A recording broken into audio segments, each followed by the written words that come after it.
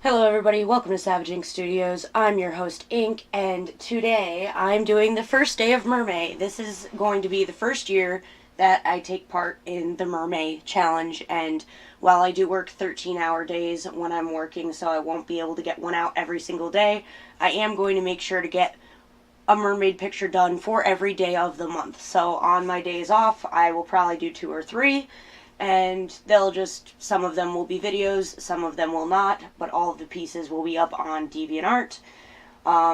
So yeah, I'm excited about this. It's going to be a fun time. In the spirit of Mermay, today's sketchbook story time will be about mermaids. So when I was younger, there was a documentary. It was on the History Channel or something, Animal Planet maybe. Anyway, it was a reputable, quote unquote, channel where it's meant to be an educational channel. So you sort of believe everything that you see on it for the most part, you know. So when I was younger, a documentary came out on this channel about mermaids. Now, I could Google what it was called and all of the information on it, but I'm feeling a little lazy today, so I'm just gonna assume that you can Google it for yourselves if you're that curious. And it was a fun documentary to watch. It was very interesting. Some of the things on there did not look realistic, but the people talking about it made note of the fact that some of these documentations of mermaids being real were not super realistic. However, one of the documented things on this episode thing was a guy whose face was blacked out. You couldn't see him, and he said that he had worked for the government and that they had custody of a living mermaid that I think he said lived for 2 years before it died, and told us all about it, and it covered all of these different quote unquote proofs that mermaids were real. Now, I will tell you that I had seen the commercials for this thing. I had been looking forward to it for a whole week. You can bet I was watching that channel for an hour before the episode even started. So,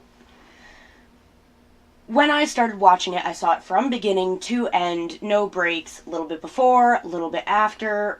I watched it with Ivy. We were both really pumped for it. And I will tell you that when this episode very first came out, the first time it was aired, there was no disclaimer on it.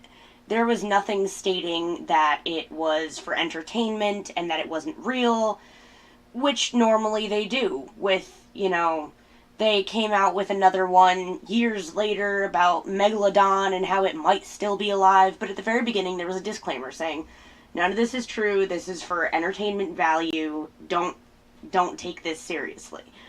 However, when this mermaid episode was aired, there was no disclaimer. There was nothing saying this isn't true. So it was presented as factual.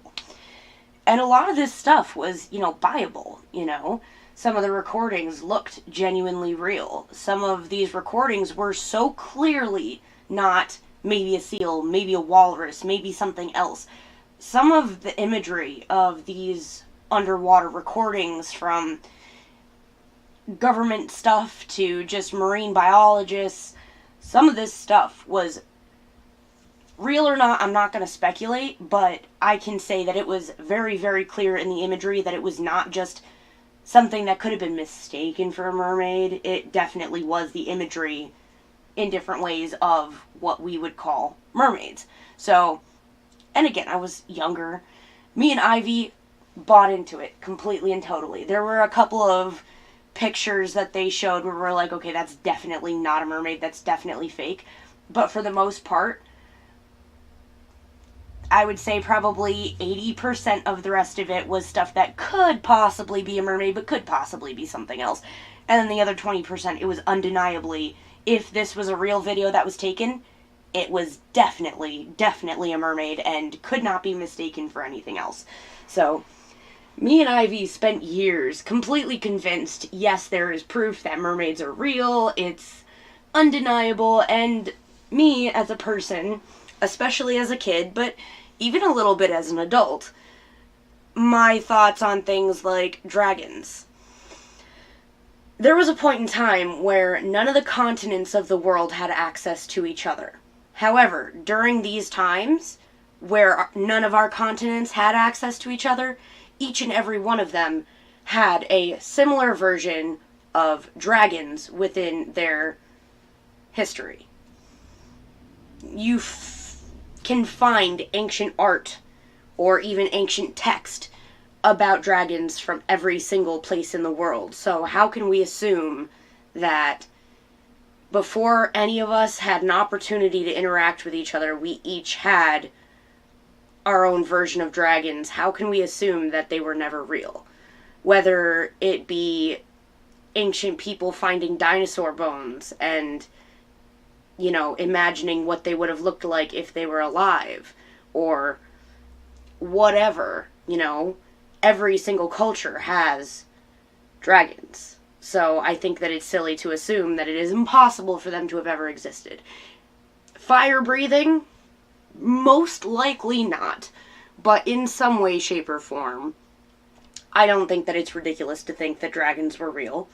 There have been documentaries without disclaimers about people who were incredibly large, the skeletal systems twice the size of people today, giants, skeletal systems of tiny people I don't mean just people with dwarfism, which is a 1 in a million thing in our culture or all over the world. It's not a common thing, but there have been villages found, or skeletons of villages found, where every person there was fully grown but very, very small.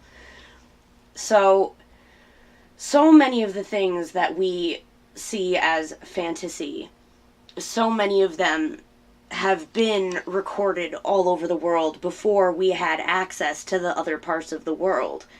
I don't think that it's right to assume that none of it was true. Do I believe in mermaids? I'm sure all of you are wondering. I think that it's possible. I don't have a yes or a no. I have not seen one. And I think that a lot of the people who claim to have seen them don't come off as completely crazy. What they're saying might sound crazy, but you can usually tell when a crazy person is talking, by the look in their eyes, the tone of their voice. A lot of the time, crazy people, you can tell that they're crazy. A lot of the people who talk about having seen mermaids don't sound crazy. And, if you Google mermaid experiences, mermaid sightings, there are so many. How could so many people all be wrong or crazy about the exact same thing? I don't believe everything that was said in that documentary about mermaids being real. But I don't disbelieve everything in that documentary either. And I think that it's really interesting that the websites that were up in reference to that documentary were taken down shortly after the episode aired. I think that it is interesting that they publicly went out and said shortly after it aired, by the way, guys, this isn't real. We don't want you to think that this is real. We've put a disclaimer on it. And the next time it was aired, it had a disclaimer. I think that all of that is very interesting, and that if for some reason the government was trying to hide mermaids from us, all of those things definitely make sense. And why not? It's not the way that they explain it in the documentary sounds logical, and I'm not going to pretend to be an extremely intelligent person, because I'm not, and I'm not particularly educated in a lot of ways. But being not totally educated, a lot of things that I've tried researching about science make absolutely no sense to me and sound completely unrealistic, but this is science that's been studied, that I just can't wrap my head around it because I'm not that smart. So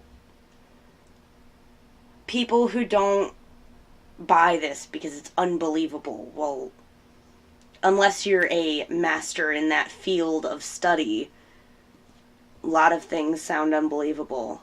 You know, gravity and how it works is pretty much common knowledge, but if you're reading about gravity and how it works, it seems really confusing and doesn't make a whole lot of sense. So there's that.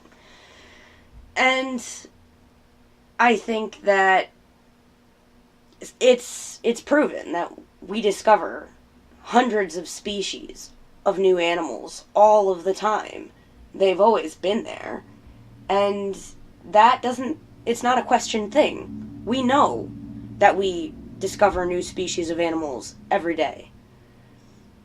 So, for something to be cited so many times, supposedly, but to have people fight so hard saying it's not real, it's not real, it's not real, but why? Anything could be. And it's interesting, too, how many people who aren't educated on the subjects think that things that have been proven to be real aren't real. For example, giant squid have been studied.